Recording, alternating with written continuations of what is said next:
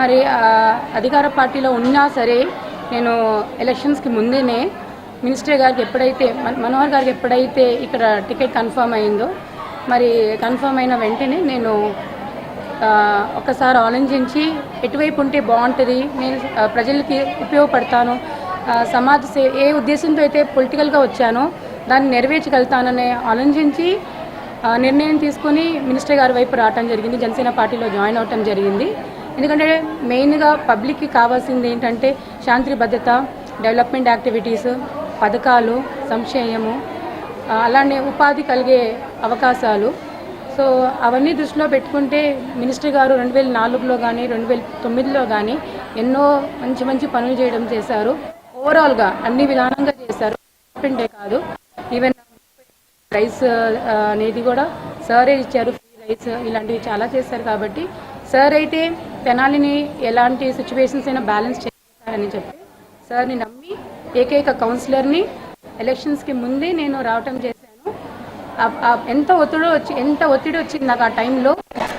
ఆ పార్టీలోకి వెళ్ళేటప్పుడు నాకు చాలా ఒత్తిడి వచ్చింది. ఎందుకంటే జనసేన ఫస్ట్ టైం ఇక్కడ రావటం తెనాల్లో కాబట్టి. కానీ మినిస్టర్ గారు ఒక్కరిని నమ్ముకొని సార్ వెనకమాలు ఉంటే నాకు మంచి జరిగిద్ది, ప్రజలకి మంచి జరిగిద్ది, డెవలప్మెంట్ బాగుంటుంది, తెనాలి బాగా వస్తుంది అని చెప్పి ఆ ఉద్దేశంతోనే నేను అంత ముండిగా సార్ పార్టీలోకి రావటం చేశాను, జనసేన పార్టీలోకి రావటం చేశాను. సో అలానే ప్రజలు కూడా అలానే సార్ని బాగా నమ్మారు. ఆయన పాత గతంలో ఆయన చేసిన పనులని నమ్మి సార్ని అత్యంత భారీ ఒక 50,000 మెజార్టీతో గెలవటం అంటే సామాన్య విషయం కాదు.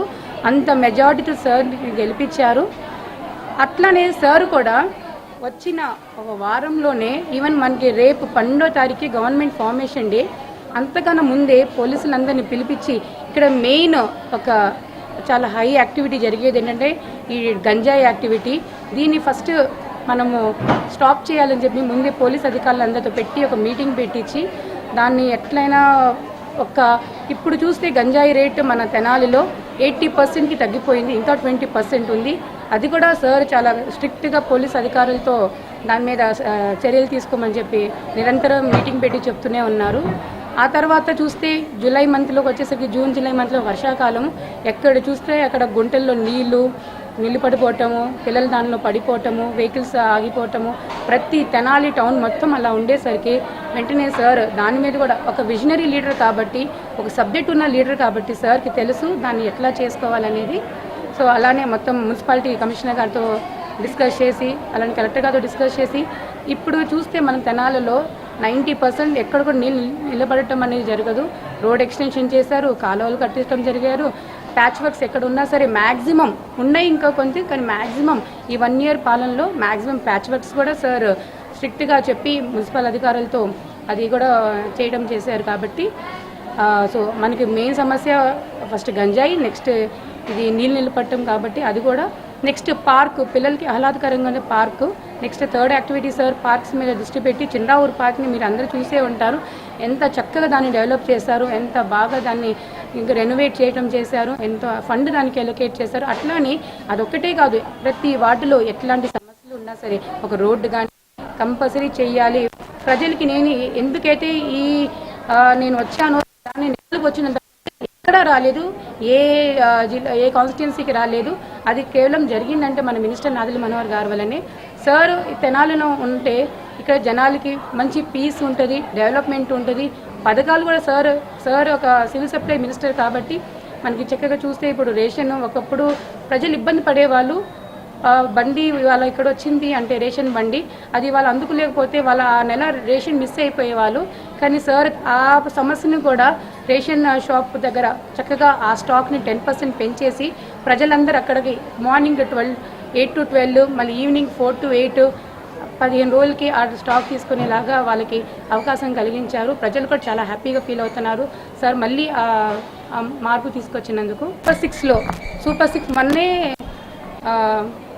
జూన్ 4వ తారీఖు వైఎస్ఆర్సీపీ పార్టీ వాళ్ళు ఇచ్చేసారు. ఆ రోజు చాలామంది వైఎస్ఆర్సీపీ తెనాలి నుంచే చెప్పారు, సార్ మినిస్టర్ గారు ఈ వచ్చిన 1 ఇయర్లో ఏమీ చేయలేదు, ఒక పథకం ఇవ్వలేదు, గవర్నమెంట్ ఒక పథకం కూడా ఇవ్వలేదని చెప్పారు. మరి ఫ్రీ గ్యాస్ సిలిండర్ ఇచ్చింది ఎవరు? పెన్షన్ని 2,750 నుంచి 4,000కి, 6,000కి, 15,000కి పెంచింది ఎవరు? మరి వైఎస్ఆర్సీపీ గవర్నమెంట్లో ఉన్న కౌన్సిలర్స్ కానీ మరి ఎవరైనా పార్టీలో ఉన్న అధికారులు వాళ్ళందరూ కూడా వెళ్ళి ఇస్తున్నారుగా వాళ్ళ వార్డుల్లో. మరి ఇస్తూ కూడా ఆ మాట సార్ గురించి ఎట్లా అన్నారు? మాకు చాలా బాధ వేసింది. మినిస్టర్ గారు గత ప్రభుత్వం కన్నా 5 ఏళ్ళు జరిగింది కాకుండా ఒక ఏళ్ళు చేసి చూపించారు. అంత చేసిన వ్యక్తి గురించి కూడా మరి ఎలా మాట్లాడారో నాకు అసలు అర్థం కాలేదు. ఇంకా మేము పట్టించుకోలేదు. సార్ చేసింది ప్రజలకు తెలుసు, మాకు తెలుసు అని చెప్పి మాకు చాలా గర్వంగా ఉంది. సో అదేనండి, చాలా హ్యాపీగా ఉన్నాము మినిస్టర్ గారు చేసిన పాలనకు. సార్ ఒక్కటే చెప్పారు, తెనాలి టౌన్ ఈ 5 ఏళ్ళలో గుంటూరు జిల్లా ఎట్లా ఉందో లేకపోతే విజయవాడ ఎట్లా ఉందో తెనాలి అంతకన్నా బాగా నేను చేసి చూపిస్తానని చెప్పి అన్నారు. సో నేను చాలా హ్యాపీ. బడుగు బలహీన వర్గాలకే కాకుండా అన్ని వర్గాలకి కూడా బాగా చేదోడు వాదోడుగా ఉంటూ ఉన్న అంత బిజీలో కూడా ప్రజలను అందుబాటులో ఉంటూ ప్రజలకి ఏమి అవసరమో అవి సమకూరుస్తూ ఉన్నారు. జనసేన అధ్యక్షులు గారు పవన్ కళ్యాణ్ గారు నాదెండ్ల మనోహరి మేడం గారికి ఎప్పుడు మేము కృతజ్ఞతగా ఉంటాము. వారు చూపించిన బాటలో నడుస్తూ ఉంటాము. సార్ చేసిన అభివృద్ధి సంక్షేమ పథకాలను చూసి మేము చాలా సంతోషంగా ఉన్నాం. ప్రజలంతా జనసేన నాయకులు, జన సైనికులు, వీర మహిళలు అందరం కూడా చాలా సంతోషంగా ఉన్నాము. ఓపిక ఉన్నంత వరకు కాదు, ఊపిరి ఉన్నంత వరకు కూడా జనసేన. కొలకలూరు గ్రామం నుంచి మాట్లాడుతున్నాను. మన ఎమ్మెల్యే గారు నాదెండ్ల మనోహర్ గారు గెలిచిన తర్వాత అన్ని అభివృద్ధి పనులే జరిగినాయండి. ప్రజలకు సంబంధించిన పనులే ఎక్కువగా జరిగినాయి. మొట్టమొదటిగా రోడ్డు సమస్యలు, యాక్సిడెంట్లు అవటం కానివ్వండి, చిన్నపిల్లల్ని తీసుకెళ్తున్నా, ప్రెగ్నెన్సీ లేడీస్ వెళ్తున్నా కూడా చాలా ఇబ్బందిగా ఉండేది మాకు. నందివెలుగు టు గుంటూరు కానివ్వండి, తెనాలి కానివ్వండి వెళ్తుంటే మాకు చాలా ఇబ్బందిగా ఉండేది. అలాంటి పెద్ద సమస్య తీరిపోయింది మాకు. ఇలాంటి రోడ్డు సమస్యే కాకుండా ఇంకా ఇప్పుడు 2 సిలిండర్లు 3 సిలిండర్ల బండ్లు అన్నారు కదా, అవి కూడా చాలా వరకు అయిపోయినాయి. రేషన్లు ఇవ్వటం కూడా ప్రతి నెల ఇంటికి మనమే వెళ్ళి తెచ్చుకోవడం, 1వ తారీఖు నుంచి తీసుకోవడం జరుగుతుంది. అలా ఇదే కాకుండా ఇంకా ఎన్నో అభివృద్ధి పనుల పైన ఆయన చాలా మంచి పనులు చేశారు. ఆయన ఉంటేనే అభివృద్ధి మాకు బాగా ఉండిద్దని మాకు బాగా నమ్మకం. ముందు రోడ్డు సమస్యలు బాగా తీరిపోయినాయి. మనోహర్ గారు అంటేనే అభివృద్ధి అంటేనే మనోహర్ గారు. తెనాలి ఆంధ్ర ప్యారిస్ అనే పేరు ఎలాగైతే వచ్చిందో చెప్పే 50,000 మెజారిటీతో మనోహర్ గారిని గెలిపించడం జరిగింది. అన్నీ కూడా అభివృద్ధి పనులే చేశారు, ప్రజలకి అవసరమైన పనులే చేశారు ఆయన. ఇక ముందు కూడా అలాగే అభివృద్ధి పదం పైన నడుస్తూ మేము ఆయన వెనకే మనోహర్ గారు వచ్చి సంవత్సరం అయిందండి. సంవత్సర కాలంలో మేము ఎవరైతే రావాలి అని అనుకున్నామో అత్యధిక మెజార్టీతో వచ్చి గవర్నమెంట్ ఫామ్ చేశాము. మా మనోహర్ గారు తెనాల్లో వచ్చిన దగ్గర నుంచి అభివృద్ధికే ఎక్కువ ప్రాధాన్యం ఇస్తున్నారు. రోడ్లు ఎక్స్టెన్షన్ చేయడం కానివ్వండి, లేకపోతే గంజాయి బ్యాచ్ని అరికట్టడం కానివ్వండి, ఇక ఇక్కడ పార్టీలతో సంబంధం లేకుండా అభివృద్ధి అనేది ఫస్ట్ ప్రాధాన్యత ఇస్తారు ఆయన. మనోహర్ గారు అంటేనే ఫస్ట్ నుంచి 2004 నుంచి ఇప్పటివరకు కూడా మనోహర్ గారు అంటే అభివృద్ధి అంటే మనోహర్ గారు. దట్ ఈజ్ మనోహర్ గారు అండి. ఆయన ఉన్నారు కాబట్టి జనం చల్లగా హాయిగా కంటి మీద 100% నిద్రపోతున్నారు. ఇప్పుడు అంతకుముందు ఎవడొచ్చి ఎక్కడ కొడతాడో, లేకపోతే ఏ గంజాయాడు వచ్చి ఎక్కడ ఇది చేస్తాడో అని చెప్పి భయంగా బతికేవాళ్ళం.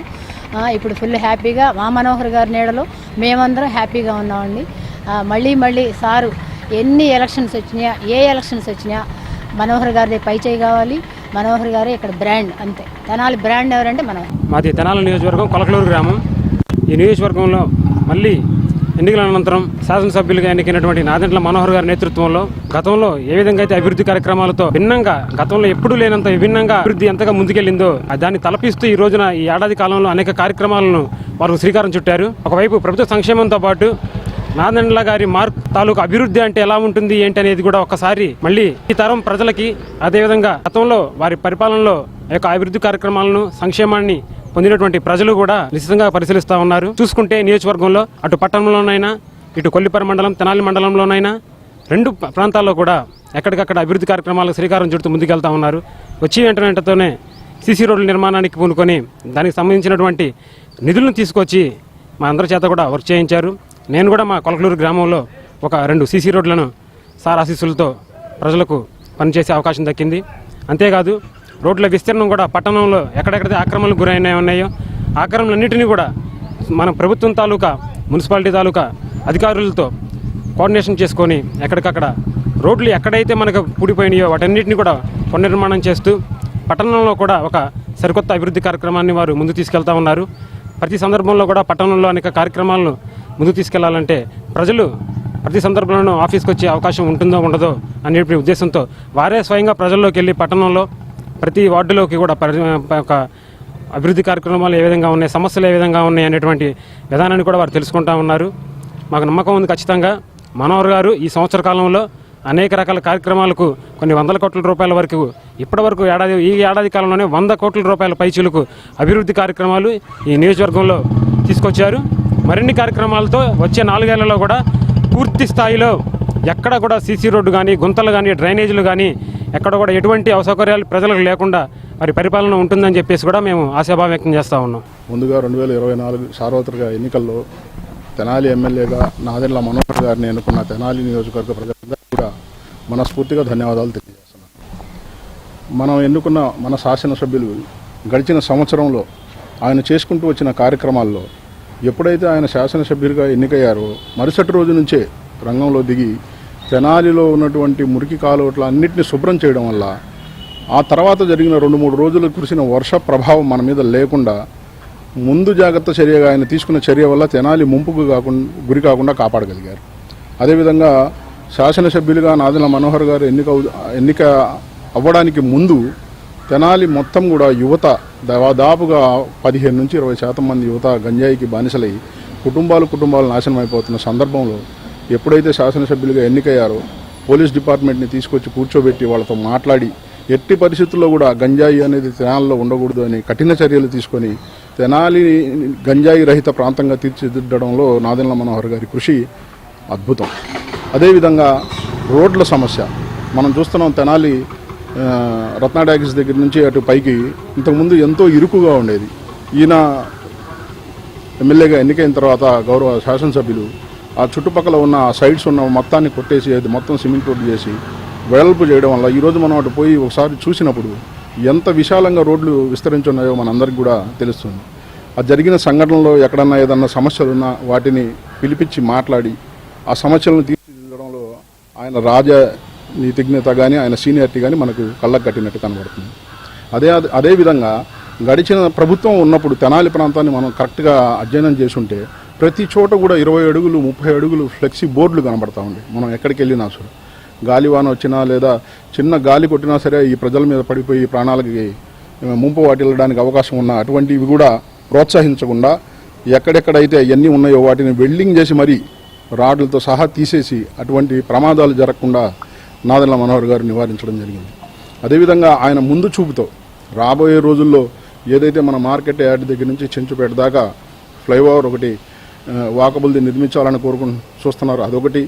అలాగే మన పాత మున్సిపాలిటీని పడేసి కొత్తగా మున్సిపాలిటీని తీర్చిదిద్దడం, అదేవిధంగా నారాకోడూరు నుంచి మంగళగిరి దాకా 4-వే లైన్ వేయాలని ఆయన తలచి ఆ కార్యక్రమంలో నిమగ్నమై ఉండడం, ఇవన్నీ కూడా ఒక నాయకుడి యొక్క ఉత్తమమైన నాయకుడిని ప్రజలు ఎన్నుకుంటే ఏ విధమైనటువంటి ప్రయోజనాలు ఆ ప్రాంతానికి వస్తాయి అనే దానికి ఒక ఉదాహరణ మన గౌరవనీయులు నాదెండ్ల మనోహర్ గారు. కాబట్టి మీ అందరికీ కూడా మనం స్ఫూర్తిగా ధన్యవాదాలు తెలియజేస్తూ సెలవు తీసుకుంటాం. తెనాలి నియోజకవర్గ ప్రజలందరికీ కూటమి ప్రభుత్వం వచ్చిన మొదటి సంవత్సరం శుభాకాంక్షలు కంప్లీట్ చేసి విజయవంతంగా పాలన అద్భుతంగా అందిస్తున్న కూటమి ప్రభుత్వం చంద్రబాబు నాయుడు గారికి, అలాగే మన డిప్యూటీ ముఖ్యమంత్రి పవన్ కళ్యాణ్ గారికి, అలాగే తెనాలి మా నాయకులు తెనాలి ఎంతో అభివృద్ధి పరుస్తున్న తెనాలి స్ఫూర్తి ప్రదాత మా నాదెండ్ల మనోహర్ గారికి ఈ సందర్భంగా శుభాకాంక్షలు తెలియజేస్తున్నాము. నాదెండ్ల మనోహర్ గారి గురించి తెనాలి గురించి ప్రత్యేకంగా డెవలప్ చేయాలని ఒకే ఒక మాట చెప్తానండి.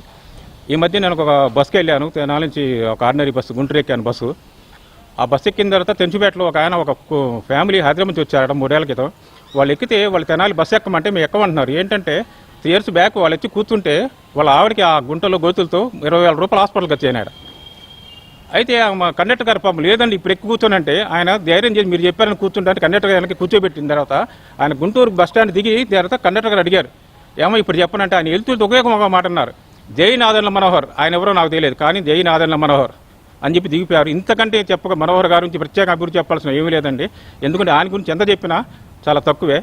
ఇప్పటికీ కాదు ఎప్పటికైనా సరే తెనాలి అభివృద్ధి చేయాలన్నా, తెనాలిని ఒక రాజధాని తీర ప్రాంతం ఎంత అయితే ఉందో దాని అభివృద్ధి పెద్దలన్నా పక్క రాష్ట్రాలతో పక్క జిల్లాలతో సమానంగా ఒక తెనాలిని అద్భుతమైన దీన్ని తీసుకెళ్లాలన్నా మా నాయకుడు నాదెండ్ల మనోహర్ గారు చేస్తానని ఆశిస్తున్నాను. అలాగే చాలా చేశారు.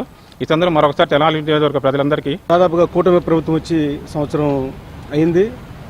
మరి తెనాలి పట్టణం ఈ సంవత్సర కాలంలో ఏం అభివృద్ధి చెందింది, మరి ఎలా ఉందనే దాని మీద చిన్న విశ్లేషణ.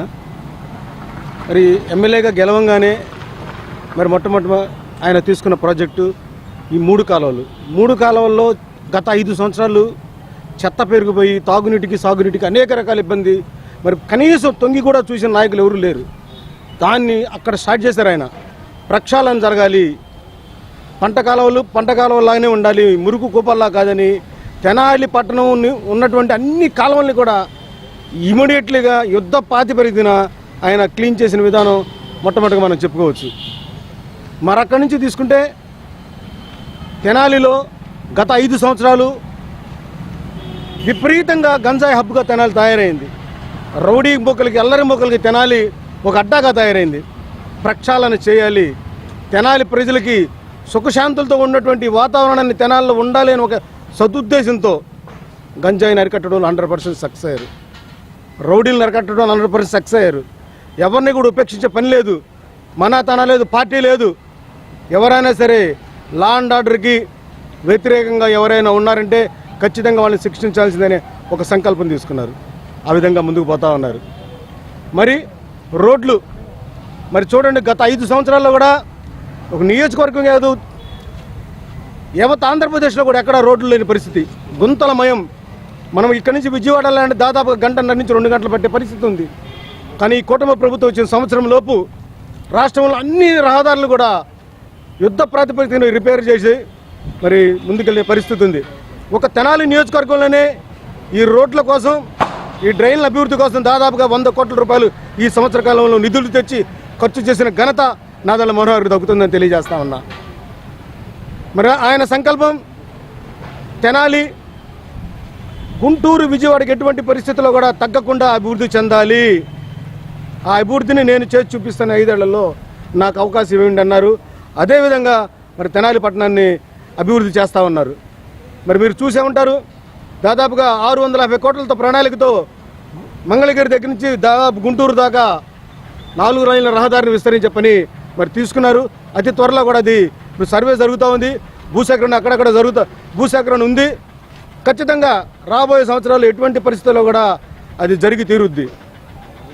ఇంకా అలా చెప్పుకుంటా పోతే తెనాల్లో మరి మున్సిపల్ ఆఫీసు దాదాపుగా 100 సంవత్సరాల పైన చరిత్ర కలిగిన తెనాలి మున్సిపాలిటీలో శిథిలావస్థకు చేరింది. మున్సిపల్ ఆఫీసు దాదాపుగా 40 కోట్ల వ్యయంతో మరి అంచనాలు తయారు చేసి మొన్నే బ్లూ ప్రింట్ రిలీజ్ చేశారు. అత్యద్భుతంగా ఒక ఐకానిక్ తెనాలి పట్టణంలో మున్సిపల్ ఆఫీసుని తీసుకొచ్చేదానికి ఆయన ప్రయత్నాలు జరుగుతూ ఉన్నాయి.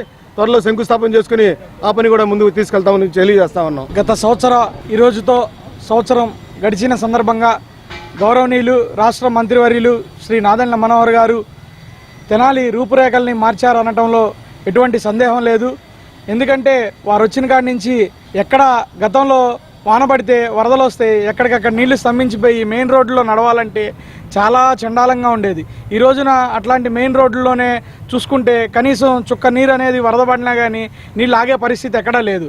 అట్లాంటి వాతావరణం క్రియేట్ చేసిన మన నాదెండ్ల మనోహర్ గారు అభివృద్ధి దిక్సూచి అని చెప్పి ఈ రోజున మేము తెలియజేస్తా ఉన్నాం. అదేవిధంగా చూసుకుంటే ఈ రోజున రైల్వే స్టేషన్ దగ్గర, అదేవిధంగా బస్ స్టాండ్ ఏరియాల్లో కామన్ పీపుల్ తిరగడానికి చాలా ఇబ్బందికరమైన పరిస్థితులు ఉండేవి. గతంలో గంజాయి విచ్చలవిడిగా ఉండటం మూలాన గంజాయిని రైల్వే స్టేషన్లు, బస్ స్టాండ్ల ద్వారా సప్లై చేసి అక్కడ యువత ఏదైతే ఉందో ఎప్పుడూ మాదక ద్రవ్యాలు, మద్యం సేవించి అక్కడ వెళ్ళే ప్రజానికాలని చాలా ఇబ్బందిగా గురి చేసేవాళ్ళు. దాన్ని పోలీస్ వ్యవస్థ ద్వారా పూర్తిగా కట్టడి చేసేసి అక్కడ ప్రజలకు ఎటువంటి ఇబ్బందులు లేకుండా ఈ రోజున రైల్వే స్టేషన్లో కూడా చూసుకుంటే వాళ్ళకు కూడా ఎక్కడ ఇబ్బంది లేకుండా ఈ ప్రభుత్వ యంత్రాంగం అంతా పూర్తిగా పనిచేయడం ద్వారా ఈ రోజున ప్రజలందరూ చాలా స్వేచ్ఛగా తిరగగలుగుతున్నారు. ఇదే కాకుండా మరొకసారి చూసుకుంటే మన ప్రధాన రోడ్డుల్లో కూడా ఎక్కడ కాలువలు అనేది ఇబ్బందులు లేకుండా పూడికలు తీయించి ఎప్పటికప్పుడు వర్షాకాలం, ఎండాకాలం ఏ కాలం అనేది కూడా లేకుండా అక్కడంతా ఎప్పటికప్పుడు శుభ్రం చేయించడం, చెత్త అనేది లేకుండా చేయటంలో కూడా మరొక మార్క్ అనేది చూపించారు. కాబట్టి తెనాలికి అభివృద్ధి దిశూచి శ్రీ నాదెండ్ల మనోహర్ గారు అని చెప్పి మేము తెలియజేస్తాం. తెనాలిలో ఇదివరకు గత 5 సంవత్సరాల పరిపాలనకి ఇప్పుడు పరిపాలనకి ఎంతో వ్యత్యాసం ఉన్నది. ముందు మా నాదెండ్ల మనోహర్ గారికి గెలవగానే ఇరిగేషన్ డిపార్ట్మెంట్ మీద పోలీస్ డిపార్ట్మెంట్గా ప్రమాణ స్వీకారం చేయకముందే వాళ్ళని పిలిపించుకొని మాట్లాడి ఇరిగేషన్ డిపార్ట్మెంట్ వారిని, అలాగే శానిటేషన్ ఇన్స్పెక్టర్ గారిని, పోలీస్ డిపార్ట్మెంట్ని అక్కడక్కడ కట్టడి చేయడం జరిగింది. అలాగే రోడ్లు పరిస్థితి కూడా ఇదివరకు గుంటూరు తెనాలి కానీ విజయవాడ తెనాలి వెళ్ళాలనుకుంటే 2 గంటలు పట్టేది.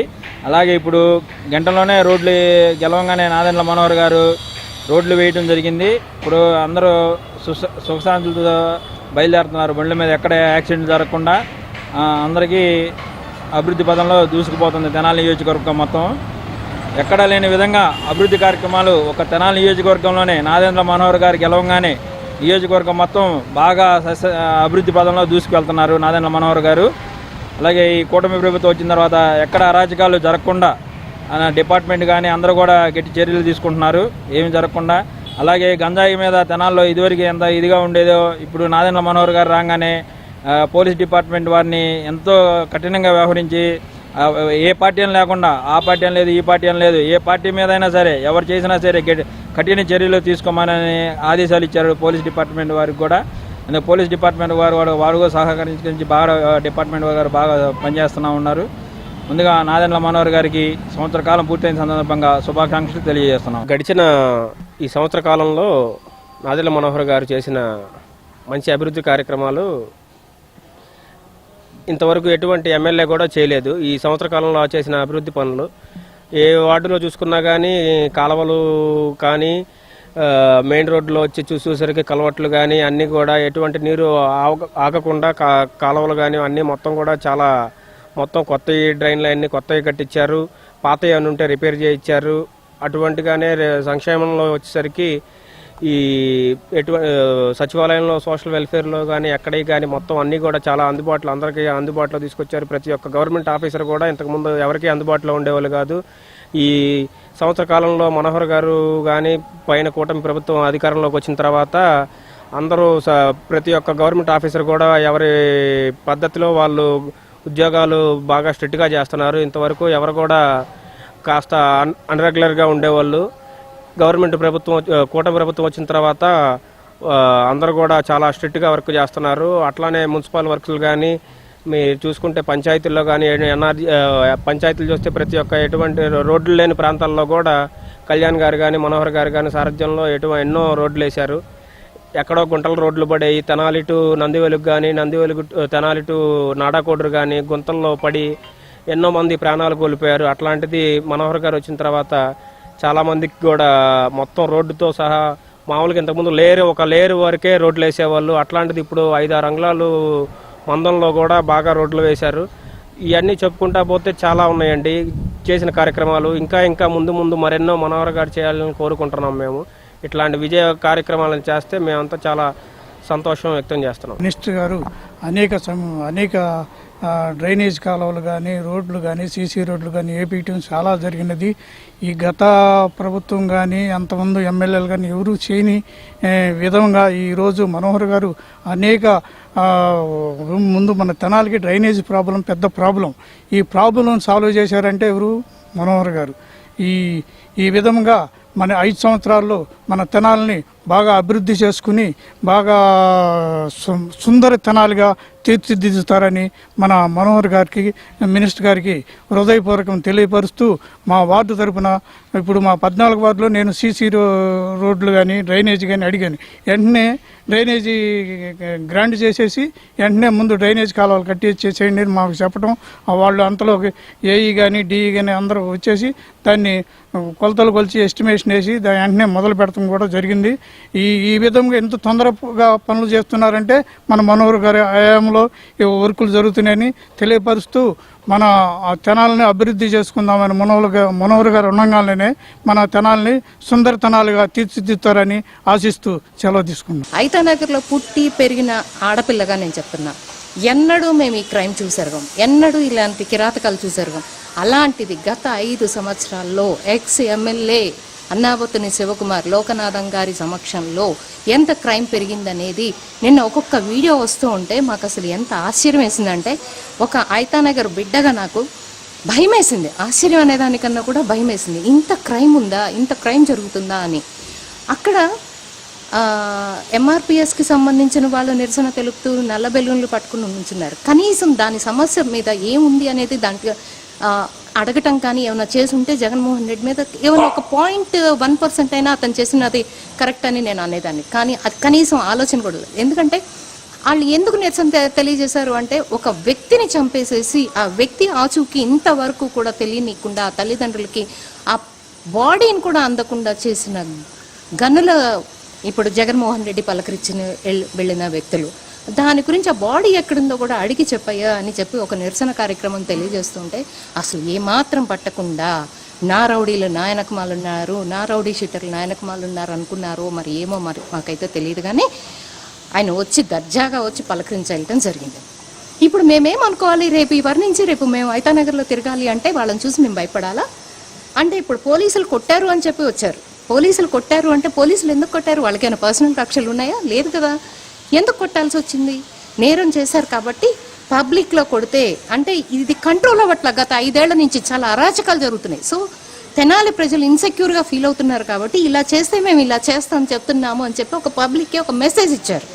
దీన్ని ఓ భూతద్దంలో పెట్టి చూపించి తన ఓట్ బ్యాంక్ ఏదో కాపాడుకుంటున్నాడు అనుకుని వచ్చి వాళ్ళకు ఒక నేను అండగా ఉంటున్నాను అని చెప్పి వెళ్తున్నాడు. పైగా అతను ఏం చెప్తున్నాడు, మంగళగిరి వాళ్ళు వచ్చి ఇక్కడ ఉన్నారు. మంగళగిరి వాళ్ళు ఇక్కడ ఎందుకు ఉంటారండి? నువ్వు మంగళగిరిలోనే పలకరించి ఉండాల్సింది కదా. ఇక్కడ వాళ్ళకి ఇళ్ళు వాకిళ్ళు ఎందుకున్నాయో చెప్తారా నాకు కొంచెం మిస్టర్ జగన్మోహన్ రెడ్డి? అసలు మీరు ఏం చేస్తున్నారు అనేది మీకు అర్థమవుతుందా? ఒక క్రిమినల్ని అంటే మీరు అధికారంలోకి వచ్చి రాగానే తురక శ్రీనివాస ఏదో ఉంది సంథింగ్, అతను మాచర్లలో నడి రోడ్డు మీద ఈలా కర్ర పెట్టుకుని బోండా ఉమ్మగారు వాళ్ళ మీద దాడి చేయడం మనం కళ్ళారా చూసాం. ఎస్సీకి సంబంధించిన వ్యక్తి అయిన డాక్టర్ సుధాకర్ గారిని నడి రోడ్డు మీద పోలీసులు కొడుతుంటే మరి ఆ రోజు నీ పరామర్శ ఏమైందో నాకు అర్థం కాలేదు. ముందుగా జగన్మోహన్ రెడ్డి గారికి, వైసీపీ ప్రభుత్వానికి మొదటి వర్ధంతి శుభాకాంక్షలు. ఎందుకు మొదటి వర్ధంతి అంటున్నామంటే, ఆయన్ని అన్ని సర్ది జనాలు ఇంటికి పంపించిన రోజు ఇది. ఇంకొకటి ఏంటంటే, నిన్న ఎవరినో పరామర్శించడానికి హుటాహుటిన బయలుదేరిన జగన్మోహన్ రెడ్డి గారు ఒక మాట అన్నారు. ఏంటంటే, ఏదో పాపం పసిపిల్లలు తెలియక ఏదో చేశారన్నట్టుగా మాట్లాడాడు. అంటే యువతని గంజాయి తాగమని ఎంకరేజ్ చేస్తున్నట్ట, లేకపోతే యువతని మీరు ఇలా చేయొచ్చు, విచ్చలవిడిగా తిరగచ్చు అని చెప్పి ఎంకరేజ్ చేస్తున్నట్ట? నిజంగా ఎన్నో దారుణాలు, ఎన్నో సమస్యలు ఆంధ్ర రాష్ట్రం మీద ఎన్నో పెను భారాలు ఉన్నాయి. వేటి మీద స్పందించిన జగన్మోహన్ రెడ్డి గారు రౌడీ షీటర్లన్నా, గంజాయి ప్రేమికులన్నా, లేకపోతే గంజాయి మత్తులో తూలేవాళ్ళన్నా, మర్డర్లు చేసేవాళ్ళన్నా, రేపులు చేసేవాళ్ళన్నా ఎంత ఆనందంగా నవ్వుకుంటూ వచ్చి పరామర్శిస్తారు అనంటే, ఎంత మద్దతుగా నిలుస్తారంటే వాళ్ళకి. ఇలాంటి జగన్మోహన్ రెడ్డికి రాష్ట్ర 5 సంవత్సరాలు మహిళలు పడుతున్న బాధ కానీ, యువత పడిన ఇబ్బందులు కానీ, జనాలు ఫేస్ చేసిన కష్టాలు కానీ, నిత్యావసర ధరలు పెంచిన ఈ తీరు కానీ ఏవి కూడా కనిపించలేదు జగన్మోహన్ రెడ్డి గారికి. మరి ఇప్పుడు ఎందుకు జగన్మోహన్ రెడ్డి గారికి యువత మీద అంత, నిజంగా వాళ్ళు ఒక మర్డర్లు చేశారు, లేకపోతే వాళ్ళ దళితుల మీద, వాళ్ళు దళితులు అని మాట్లాడుతున్నారు. దళితులకి నీ వల్ల ఎంత నష్టం జరిగింది? నువ్వు దళితులకి ఎంత అన్యాయం చేశావు? దళితులని చంపేస్తున్నా కూడా సుధాకర్ గారి మాస్క్ విషయంలో కూడా దళితులే కదా మరి ఆయన విషయంలో అవ్వచ్చు, ఇంకా ఎంతో మంది దళితుల మీద దారుణాలు జరిగినాయి. వేటి మీద స్పందించిన జగన్మోహన్ రెడ్డి గారు మరి ఈ రోజున ఎవరో పోలీస్ ఆఫీసరు వెళ్ళారు, మాట్లాడారు. పాపం వాళ్ళకి తెలియదు పోలీస్ ఆఫీసర్ అని. ఆయన యూనిఫామ్లో లేకుండా ఎందుకు వచ్చాడు అంటే, ఎవరన్నా గంజాయి తాగుతూ ఉంటే యూనిఫామ్ లేకపోతే, యూనిఫామ్ ఉన్నా లేకపోయినా ఆయన పోలీస్ ఆఫీసరే అవుతాడు. నువ్వు 11 సీట్లతో మిగిలిపోయావు కాబట్టి ప్రతిపక్ష నాయకుడు అయ్యావు. నువ్వు ఎమ్మెల్యే అయ్యావు అని చెప్పి నువ్వు సీఎం ఏం అయిపోవు. పోలీస్ ఆఫీసర్ అనే వ్యక్తి యూనిఫామ్ వేసుకున్నా, యూనిఫామ్ వేసుకోకపోయినా కూడా ఆయన ఒక పోలీస్ ఆఫీసరే. కాబట్టి వాళ్ళని మీరు గౌరవించండి. ఈ రోజు ఇందాక న్యూస్లో కూడా చూసాం, అంబటి రాంబాబు గారు ఎవరి మీదో ఒక సిఐ మీద అనుకుంటా ఇష్టం వచ్చినట్టు మాట్లాడి ఏం పీక్కుంటావో పీక్కు అని మాట్లాడుతున్న పరిస్థితి. ఏం పీక్కుంటావని పీక్కు అని మీరు ఎవరిని మాట్లాడుతున్నారు అంటే, చట్టం మీరు ఇంట్లో పని వాళ్ళలాగా వాళ్ళని చూశారు, ఇంట్లో పని వాళ్ళలాగా వాళ్ళని వాడుకున్నారు. అలాగే అందరూ ఉంటారు అనుకోమాకండి. ఆయన ఎవరో చాలా గట్టిగా సమాధానం చెప్పాడు. చెప్పుతో మొహం పగలగొట్టినట్టుగా సమాధానం చెప్పాడు అంబటి రాంబాబు గారికి. నిజంగా జగన్మోహన్ రెడ్డి గారు తీరు ఇంకా మార్చుకోవాలి. మార్చుకోకుండా సిగ్గు లేకుండా నేను ఇలాంటి నీచ కుళ్ళ రాజకీయాలు చేస్తాను అని అంటే కనుక 11 సీట్లు వచ్చి నువ్వు ఎమ్మెల్యేగా అన్నా గెలిచావు, ఈసారి ఎమ్మెల్యే కాదు కదా వార్డు కౌన్సిలర్గా కూడా గెలవలేవు జగన్మోహన్ రెడ్డి.